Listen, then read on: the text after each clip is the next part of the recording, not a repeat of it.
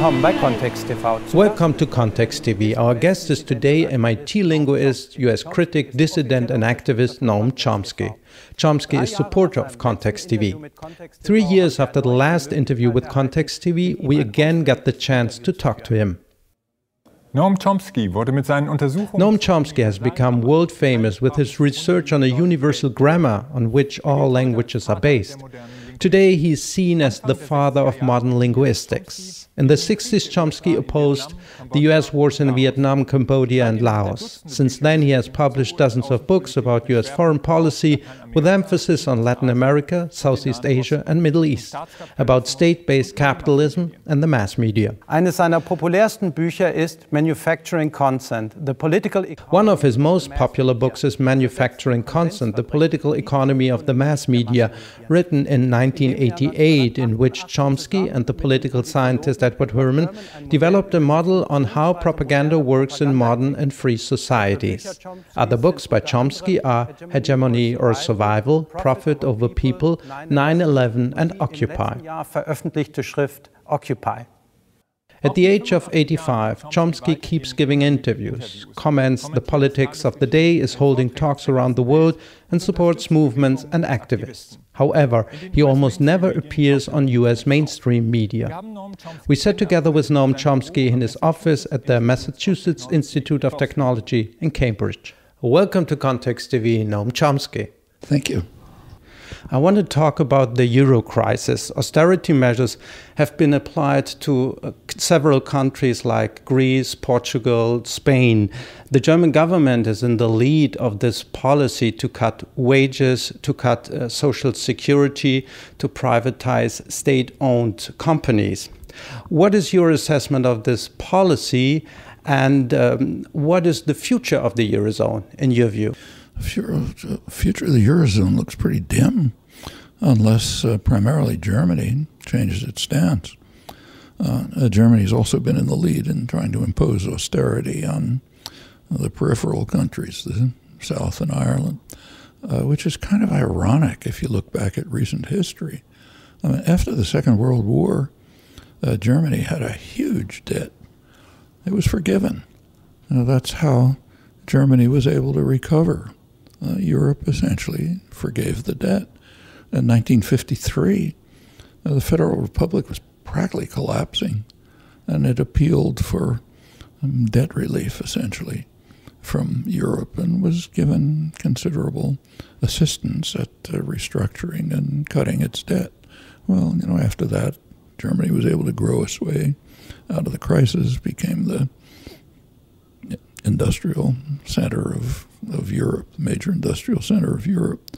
And now Germany's in the lead in trying to prevent similar policies in the countries that have been pretty much harmed by the specific way the Eurozone developed, including by German banks.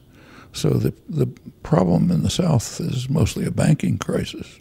In Spain, for example, the budget was in good shape in 2007. The collapse was basically a banking scandal, same in Ireland. And it's a two-way thing, the banking scandal. It's the Spanish and Irish banks, but it's also the lenders, like the Bundesbank and Deutsche Bank and so on. So it's a two-way affair, and it's essentially a banking crisis, not a government crisis. And the consequences are just what you described in Germany. In fact, Mario Draghi, head of the ECB, stated it pretty frankly in an interview to the Wall Street Journal. He said, the social contract is dead. Well, that's the consequence of austerity. Just on pure economic grounds, austerity is no way to get out of a crisis. It just makes it worse. And you can see it the last few years. And in fact, the ECB has sort of pulled back from it. The IMF has pulled back from it. You probably saw the recent, somewhat hushed up scandal here about the famous Reinhart and Rogoff article, which was used as the intellectual foundation of the austerity programs. It turns out they made some arithmetical errors, and when you correct them, it shows. Student corrected it. A student found it, and then a couple of faculty members joined in and published a paper about it. But the general reaction is, well, it's still true that debt harms growth, yeah, which it does in the long run. But as Keynes said, in the long run, world did. It doesn't in the short run. In fact, it's probably a good thing. It's one of the ways to encourage demand. Deficit, that is a way to encourage demand at a time when nothing else is doing it. Like in the United States, the banks and the corporations, the real perpetrators of the crisis, they're bigger and richer than ever. They have so much cash, they don't know what to do with it. But they're not investing. And they're not investing for a number of reasons. For one thing, because there's enough demand, so why bother? Others. So who's going to consumers can't create the demand. They're still struggling with the household debt that accumulated during the crisis created by the banks. So it's got to be the government. And deficits do, in fact, stimulate demand. There are better ways, but it does. But it's, overcoming the deficit is not a problem. It's a problem for the banks, and therefore it's the center of political debate because of their political power. But for the population, as polls show very clearly, there's a much more realistic picture. Problem is jobs. Lack of jobs is it's destroying a whole generation with all kind of consequences for the future.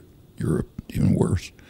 And it's also harming the economy. Huge amount of potential growth is being destroyed because we have to worry about the non-existent threat of inflation because banks might not like that if it ever happens. So if we have a sequester now in the United States, but about the deficit, not about jobs, another indication of the fragmentation of democracy under the neoliberal programs. It's been going on for some time. The public just has less and less say, and it never had a lot of say, but now it has less and less say over policy. And it's pretty well studied. In the United States, about 70% of the population, lower 70% on the income scale, essentially have no influence on policy. Nobody pays attention to them. Influence goes up as you move higher at the very top. You run the show, pretty much as Adam Smith described a long time ago. But that's what we see happening before our eyes. It's not irreversible, and plenty of protest might crystallize into popular movements which will impel serious changes, but it's a long way to go. And Germany's in the center of it because of its power. Obama also wants to cut Social Security like Medicare. Against overwhelming popular opposition. But that's true on everything. I mean, it takes a different issue, gun control. I mean, 90% of the population wanted it. Shot down by Congress, you know. That's, but yes, the standard line, elite line, is we have to cut benefits. They don't call it, entitlements. They're called. That's not a problem. Social Security is not a fiscal problem. A small fiscal problem can pretty easily be patched up over time. Healthcare is a problem. Medicare expenditures are going up and will harm the economy, but for a reason that you're not supposed to discuss. It's because of the dysfunctional privatized system. The privatized system, which is virtually unregulated, is highly dysfunctional. It has maybe twice the per capita costs of OECD countries and relatively poor outcomes. And in fact, you see it on the front pages every day, except with very little comment. So one of the elements of so-called Obamacare was to encourage local organizations to provide aid for disabled adults. But it's the United States, so it was handed over to private corporations. So they're doing what every business tries to do, make money. So it's a big scandal. You know, there's all kind of people. What they say is there are people going in. It's the people. You know, people are perfectly well going in and using the equipment and so on. It's these bad people.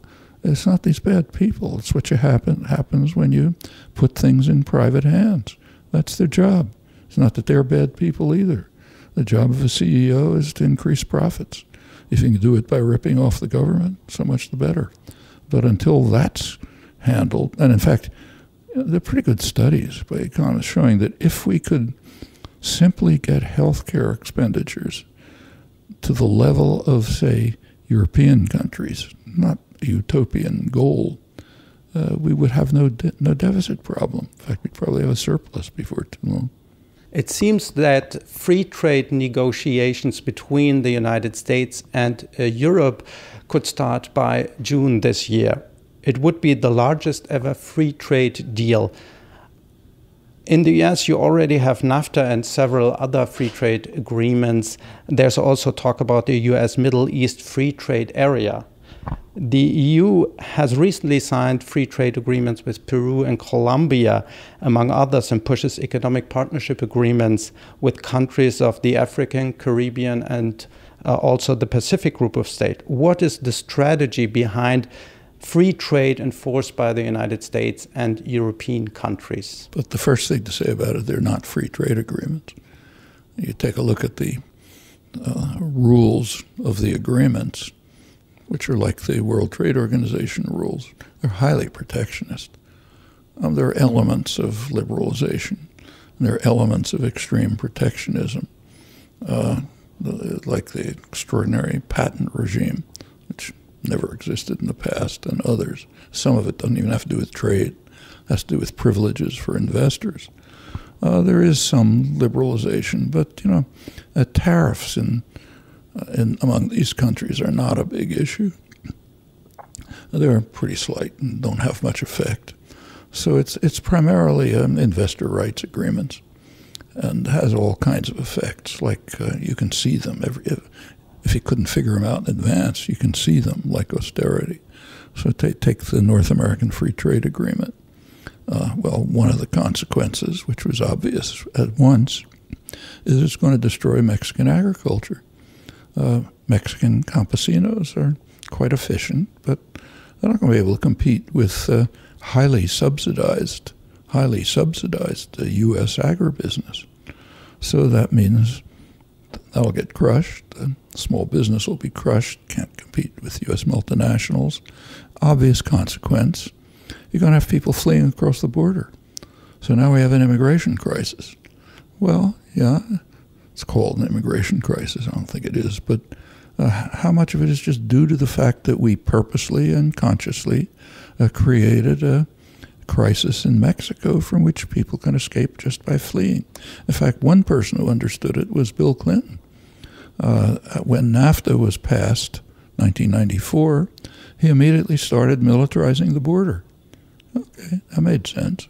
You know, we're creating a refugee flow, we better stop them. These are simply not free trade agreements. So whatever, we can talk about them, but not in those terms.